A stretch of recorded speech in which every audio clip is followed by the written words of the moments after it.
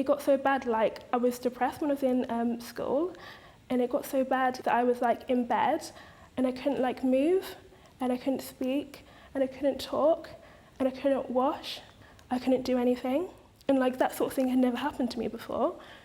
Georgia is now 20 and experienced mental health issues all the way through her teenage years. She's just one of the deeply worrying, growing number of children and young people dealing with similar disorders. And she says getting treatment was difficult. People just think it's a phase, but I think when you're struggling, when you're that age, and it doesn't feel like a phase where you feel like it's not going to get better, or it's very like intense, and I feel like sometimes you're not taken seriously.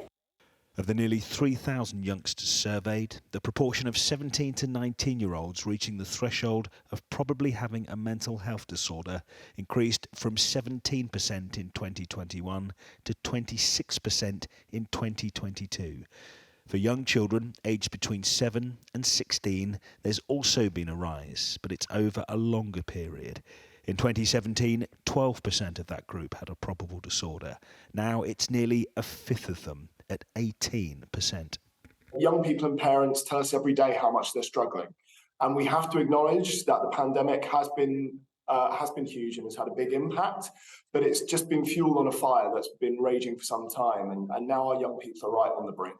Aside from the possible effects of the pandemic, the cost of living crisis is also suggested to have had an effect. There's a series of questions which indicate the children and young people who are living with housing insecurity, financial insecurity and food insecurity, all three of which are much more common among children who have a probable mental health condition.